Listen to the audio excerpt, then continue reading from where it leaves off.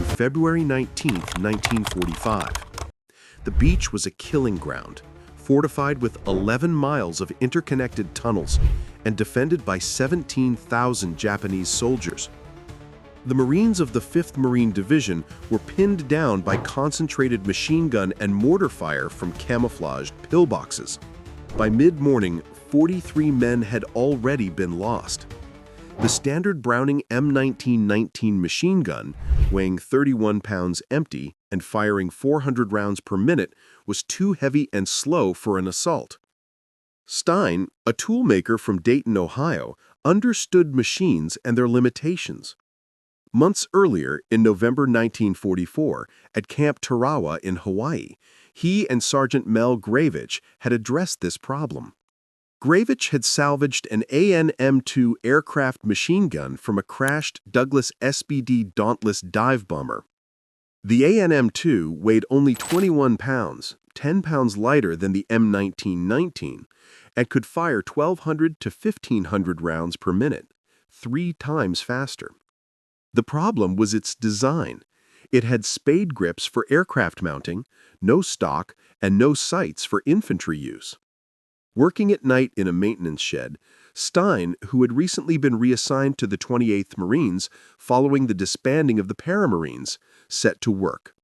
He cut down and hollowed out an M1 Garand buttstock to accept the gun's buffer tube and fabricated a solenoid trigger mechanism from sheet metal scraps. Gravich welded a Browning automatic rifle or bar bipod to the front, and bar rear sights were added for aiming.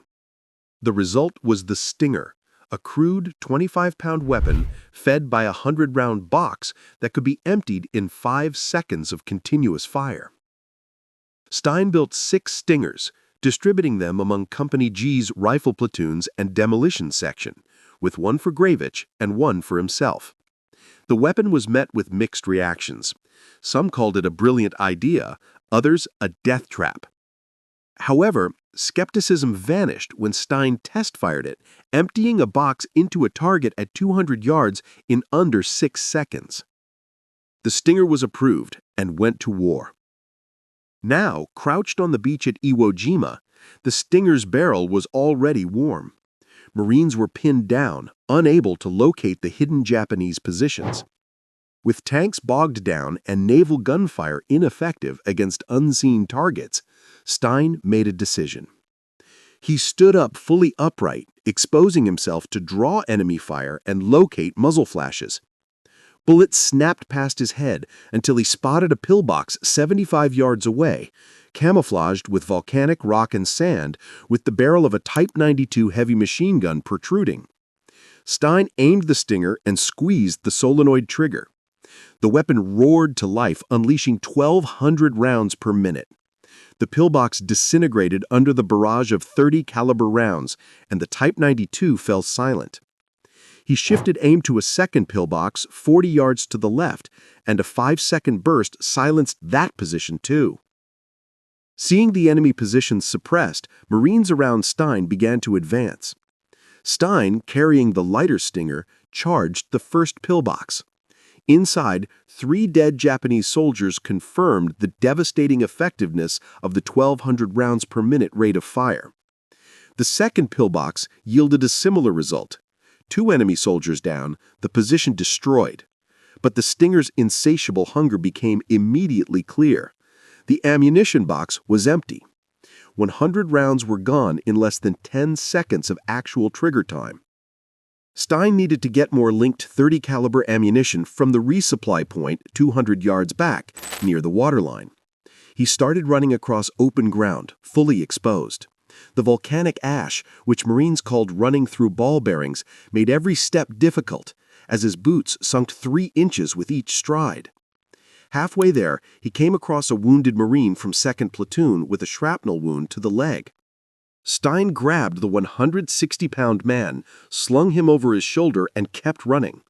He reached the supply point at 9:45 a.m., delivered the wounded Marine to a corpsman, and grabbed 400-round boxes of ammunition.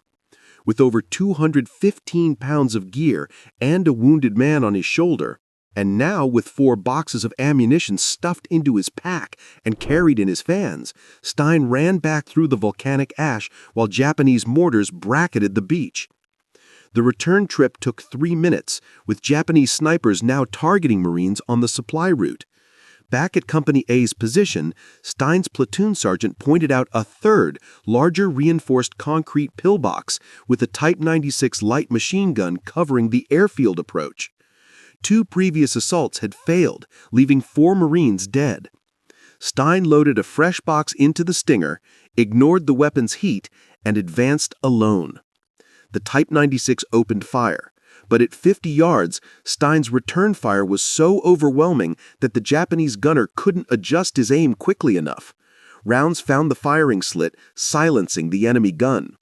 Stein charged the final 20 yards, dropped a grenade through the opening, and killed the 3-man crew inside. The ammunition box was empty again. In 46 minutes of combat, Stein had gone through 300 rounds, and the Stinger, while devastating, clearly required constant resupply. He started his second run to the beach, where he found 2 more wounded Marines. Unable to carry both, he took the one with the sucking chest wound first, delivered him to the corpsman, grabbed more ammunition, and then made a third trip specifically for the second wounded man. By 10:30 a.m., Stein had made 4 round trips to the beach, carrying a total of 4 wounded Marines to safety each time, and returning with ammunition. His platoon had advanced 200 yards, destroyed 7 enemy positions, and Stein had personally killed at least 15 Japanese soldiers. The Stinger was suffering. The barrel was discolored, the solenoid trigger was sticking, and Stein's boots were disintegrating from the abrasive volcanic ash. With the soles nearly gone and the running painful, Stein made a radical decision. He kicked off his boots and helmet. The nearly 5 pounds of shedding equipment would let him move faster, and he understood the mathematics. Every second counted. His 5th run to the beach took 2 minutes and 40 seconds. Barefoot, he found better traction in the loose ash, despite the pain that felt like running on broken glass. He carried another wounded Marine, this one unconscious, with a shrapnel wound to the abdomen, back to the corpsman and returned with more ammunition.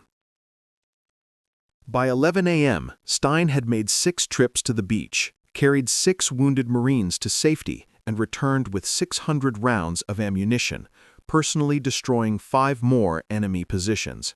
His platoon was now 300 yards inland, approaching the first airfield. The Stinger was the only weapon in Company A that could deliver the volume of fire necessary to suppress multiple enemy positions in the complex defensive network simultaneously. The sheer sound of 1,200 rounds per minute made adjacent positions hesitate, allowing riflemen to advance. However, the Stinger's thin aircraft-grade steel barrel, designed to be cooled by 300-mile-per-hour slipstreams, was visibly glowing from the sustained fire.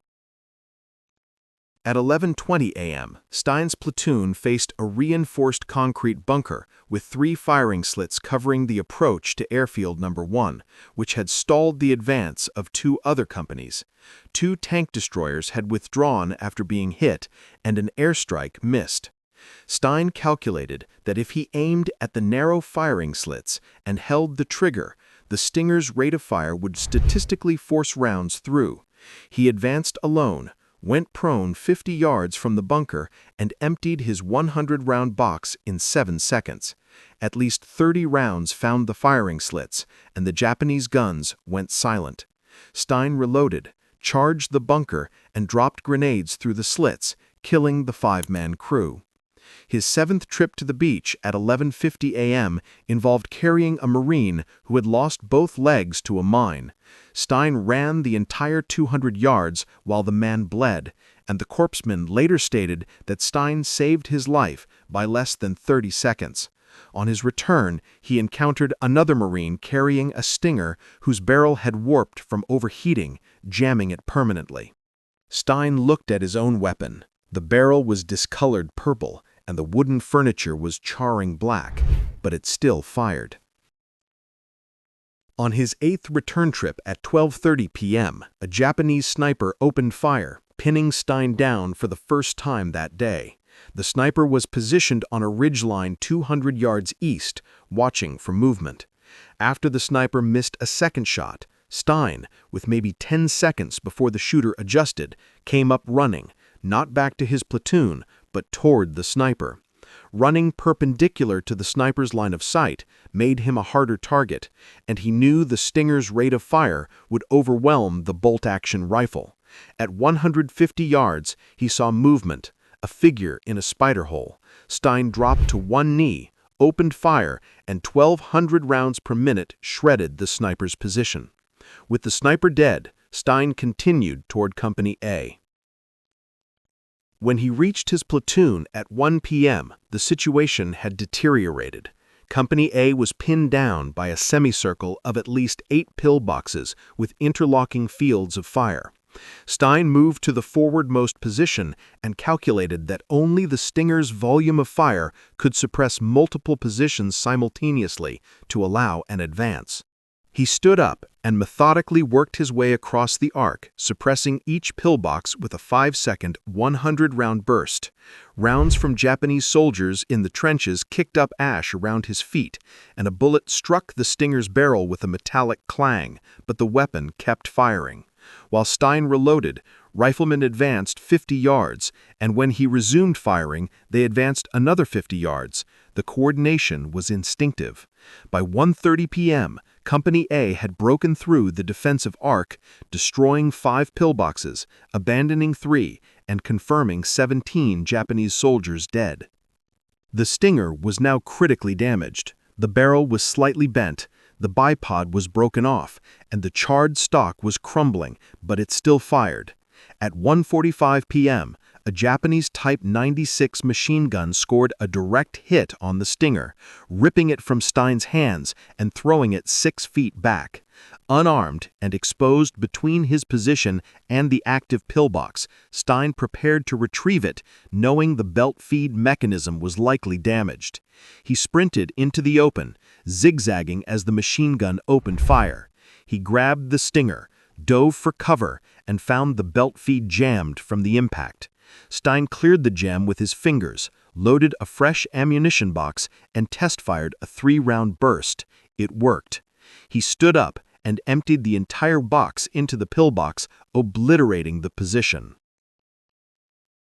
By 2 p.m., Company A had advanced 400 yards, destroyed 23 enemy positions, and Stein had personally accounted for at least 10 of them. His barefoot runs had saved 9 wounded Marines. Despite the abuse, the Stinger was still firing, but its condition was critical. The barrel was visibly bent, the rate of fire was down to maybe 900 rounds per minute, and the charred wooden stock was crumbling. At 2:30 p.m., during an assault on a fortified trench system, a Type 99 rifle round struck the Stinger's receiver, knocking it from Stein's hands for the second time. Exposed, with Japanese soldiers firing and throwing grenades, Stein ran for the weapon, fragments hitting his left leg and back. He dove into a shell crater, manually cycled the action, and loaded a fresh belt. The Stinger worked barely, its rate of fire down to maybe 600 rounds per minute. But 600 rounds per minute was still the fastest on the battlefield. Stein suppressed the trench long enough for riflemen to clear the position with grenades. By 3 p.m., Stein had made his 8th trip to the beach and back, firing over 2,000 rounds and carrying wounded Marines on every return trip. His feet were bloody, his uniform was soaked, and the Stinger was barely functional, with a barrel bent at a 5-degree angle. But Company A had reached its objective, the base of Mount Suribachi. At 5 p.m., Stein's platoon established a defensive perimeter. Finally, Stein had time to assess his condition. His torn and bleeding feet were infected, and he had minor shrapnel wounds. He had been in continuous combat for 8 hours, running approximately 3 miles barefoot through volcanic ash while carrying wounded men and ammunition. The Stinger, which lay beside him, was destroyed but had done its job.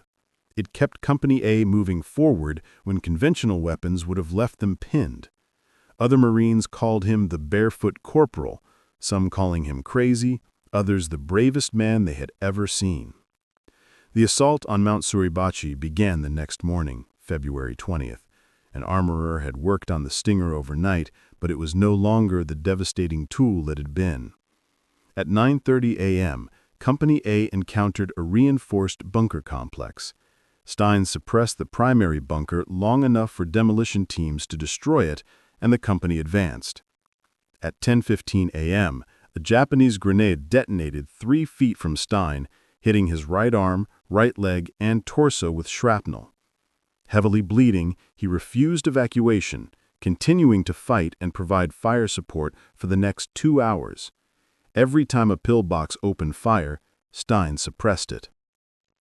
By 12:30 p.m., Stein had lost significant blood, and his vision was narrowing. This time, he didn't argue when the corpsman insisted on immediate evacuation.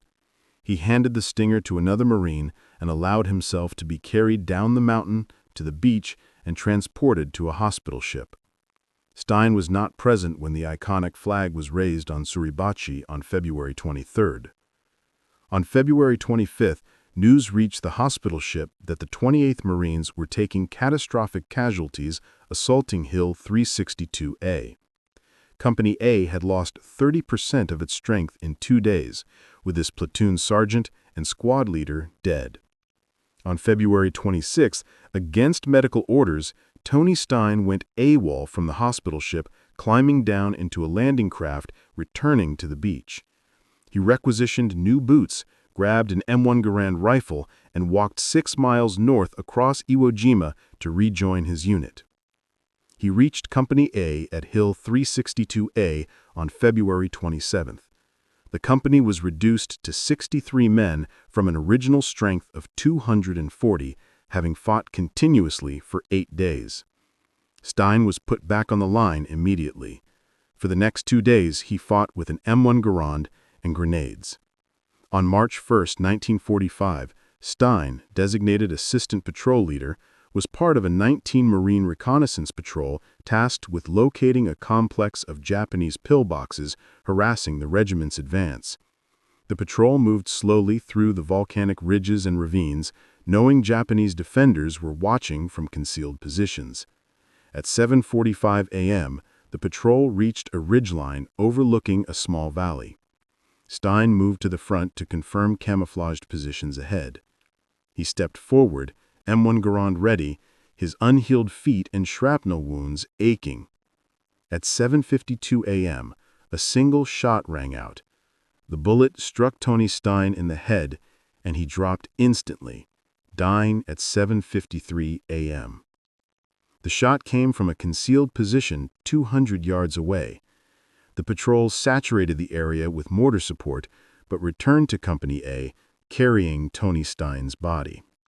News of his death spread quickly. The Barefoot corporal who made 8 trips to the beach and refused evacuation. Stein was buried in the 5th Division Cemetery on Iwo Jima on March 2nd. The battle for Iwo Jima continued for 24 more days, ultimately costing nearly 7,000 American lives and 20,000 wounded. Of the 21,000 Japanese defenders, fewer than 1,000 survived. However, on February 19th, Tony Stein and his improvised Stinger had made a difference. His barefoot runs saved 9 wounded Marines who would have died on the beach. His suppressive fire allowed Company A to advance when other units were pinned down. The Stinger, which was a field modification and no longer exists today, became a legend. In May 1945, Lieutenant Colonel Chandler Johnson recommended Tony Stein for the Medal of Honor. The recommendation detailed his actions on February 19th. The 8 trips, the evacuated Marines, the enemy positions destroyed, and the barefoot runs under fire. On February 19, 1946, exactly 1 year later, his widow, Joan, received the Medal of Honor in a ceremony at the Ohio State House. The citation noted how Stein, armed with a, quote, personally improvised aircraft-type weapon, gallantly stood upright and exposed himself to draw fire, allowing him to observe and neutralize the hostile guns. He succeeded in killing 20 of the enemy during his furious single-handed assault. The citation continued for 3 paragraphs, detailing his 8 trips to the beach, his evacuation of wounded Marines, and his refusal of medical treatment.